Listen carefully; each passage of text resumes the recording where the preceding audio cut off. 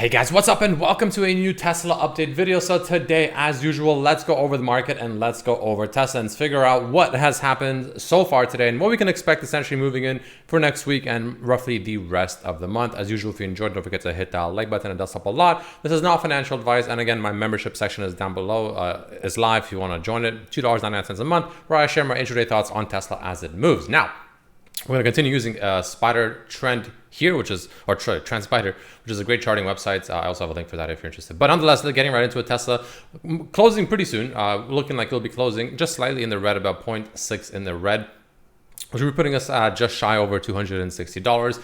Which isn't the worst, but isn't the best. Now, the most important thing is obviously how it closes. Right now, I have to record this video a little bit earlier than usual, but the most important thing here is the fact that, so there's two things, one good thing, one bad thing. One good thing is the fact that assuming it doesn't close much lower than this, you can argue this is a bit of a hammer candle. Ideally, you want it to close a little bit higher than this, but you can still kind of make a rough argument that this is a bit of a hammer candle. Not the most convincing looking hammer candle, and it is a red looking hammer candle, but nonetheless, it is potentially something that's important to consider. And it's also happening, of course, like we talked about at that volume area that we talked about, the other day, where, there's gonna be a lot of volume traded around this level of, 250. Oops, let me go like this.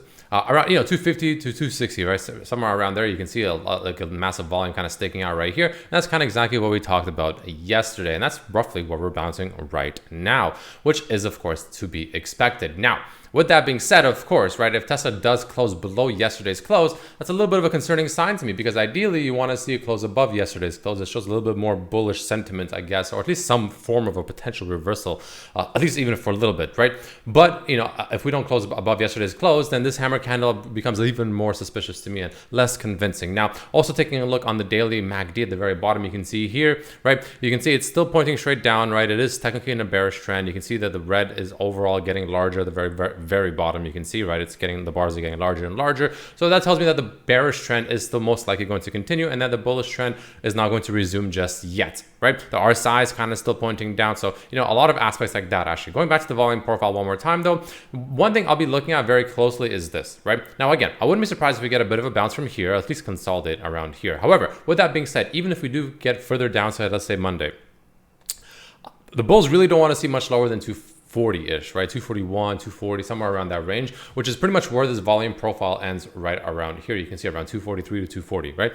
And then you can see it gets substantially thinner all the way down up until really the low 200s, where it really starts to truly pick back up, right? So that pretty much tells me that if we ever snap about that very low 240s, most likely the fall back down to like the low 200s is going to be probably not only quick, but substantial as well. So the bulls really don't want to break down below that. I personally think it will. I don't think it'll happen right away. I actually personally think what will happen roughly, just to give you an example, is I think we'll actually come down. I don't know, I need to find out where the drawing tool is here. But essentially what I think will happen is I think we'll do something like this. We can use this, actually, this works pretty well. I think, for instance, we'll do something like this. We'll come down maybe a little bit lower, but somewhere roughly around this level from here. Then I think we'll actually get a bit of a bounce back up to somewhere around this kind of 275-ish level. And then from there, I think we'll go down even further, somewhere to around like that.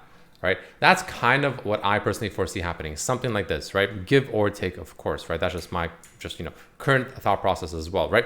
But that's what I wouldn't be surprised to see. If we go over to the 65-minute chart, right? For instance, right? You can see here, assuming, of course, we do get an overall bounce from here, which isn't impossible, right? It's definitely a possible area to get at least some kind of dead cat sort of relief bounce, if you will, from earnings, which would not surprise me. But assuming it does happen from this level, right? I wouldn't be surprised if it goes up to somewhere around the 272 to the 277-ish level, somewhere within that range, which is that 0.382 to 0.5 Fibonacci. And I think from there is where I wouldn't be surprised if we get a rejection, which is what I just talked about, and then go down one more level even further, which again, I think will take us somewhere to around the 220s, if not maybe even 210s, right? So that's personally what I would not be too surprised. I did buy the dip today as well on my second account. I started purchasing my second account as well, not too heavily, but about a quarter-ish of the portfolio, and I will absolutely be continuing to purchase moving down, especially if we get down to like the 220s ish, give or take. That's where I will be a lot more interested in buying more aggressively. Now, with that being said, that's kind of what I am seeing as of right now, right? Not too much more to update really compared to what I already talked about just yesterday. So The weekly candle, right? Taking a look at the weekly candle, you can see not the best looking weekly candle, pretty much showing complete and utter control of the bears, right? Or from the bears rather, controlling the bulls. And you can see the weekly trend line, right? We came up right to it, got slightly above it, but ultimately, obviously, you know, unquestionably have rejected. The MACD starting to curl a little bit down to the south side, right? A little bit to the bearish side as well. So that's not ideal, but it's still overall bullish, but it's starting to curl down a little bit. So, you know, gonna, you know, most likely slow down this bullish trend for at least a short while. And yeah, that's kind of the main thing I'm seeing right now. So taking a look at, let's say, the seasonality, right? We are approaching a little bit less, you know, positive months, right? September and October for Tesla, right? It usually ends up being a little bit less positive overall, less overall returns on those months on average. Doesn't mean it can't be phenomenally green. It just means usually on average, those months tend to be the toughest 2 months. But following that, of course, we also have November, which is a phenomenal month for Tesla. Another thing we can take a quick look at that's interesting is the fact that we can take a look at options over here. So we can open this up, and I can open up this as well. So we're going to open this up here. We're going to increase the premium to about 50K, let's say. So we get, you know, we don't have too many low premiums that we don't care too much about. And we'll reduce the strike somewhere to a lot sooner. Let's say somewhere around right here, let's say, for instance, right? And what you can see here is the options premium, right? You can see a lot of short-term actually options being placed, a lot of puts, right? You can see a lot of massive red circles all the way back over here, somewhere around, you know, like pretty much almost like weekly-ish trades, if not maybe like 2 weeks out, maybe even just at most a month, right? But you can see a lot more red bubbles than green bubbles, right? This is telling me, of course, that there's a lot more people betting on downside than upside right now, a lot more puts, a lot more shorts essentially overall for Tesla right now. And, you know, that's potentially also going to be putting some weight on the stock as well. So keep that in mind. That is something important to note and keep in mind, right? But those are the main things I am personally looking at. The final thing I want to quickly talk about, of course, is going to be, let's say, SPY, for instance, right? SPY is kind of being a little bit weird. It's kind of still outside of this channel, so ever so slightly. I think I need to fix this channel, actually. This channel is not correct. I don't know why it's like this. Never mind, hold on. Let me fix this a little bit. Put this up all the way over here. And I think the channel should be something like this, right? So, you know, you can either make an argument that the channel is something like this, or you can bring it down for SPY and make the argument that the channel is something like this. I personally don't think this makes sense because you just have so much anomalies coming out of it. So this to me makes a little bit more sense, roughly.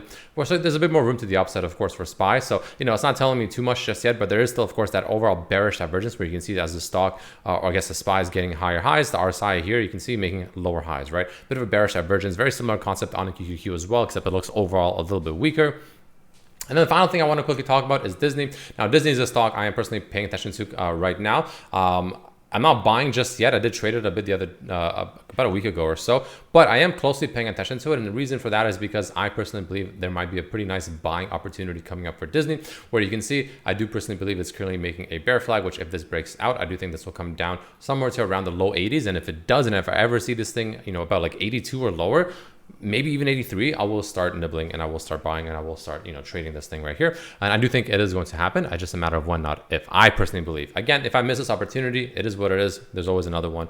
But if I see this come down to around the low 80s, I will be personally getting ready to buy that dip essentially. Tesla, you can see getting a little bit weaker into close here as well, which isn't ideal as well to see. So that's kind of the main things I'm looking at, right? We still, of course, have the 21 email, which we are actually pretty much getting rejected by today, exactly right on the money, right? So pretty much came right up to it, got rejected, which isn't a good sign. So that is going to potentially show a little bit more weakness for Tesla. And, you know, we'll see how that takes us. But as long as we're below 21 email, the RSI is looking weak, the MACD is looking weak. A lot of things are overall looking pretty weak. So yeah, overall, I do think that there is ultimately going to be overall more downside for Tesla, even if there is some, at least some consolidation sideways or a bit of a bounce to the upside. Like I said, 275. I don't think it'll go much higher than that. And I do think that overall there is going to be more downside that I personally am getting ready to buy that dip, and I am very excited for. The next major level I'm personally eyeballing and getting very excited for is about the low 240s. I will be buying there, and then if it gets down to 220s and lower, I will also continue buying there as well. No rush, just patience, and that's kind of just how the game goes. But all that being said, thank you so much for watching. If you enjoyed the video, don't forget to hit that like button, and as usual, I'll see you for the next one. Peace.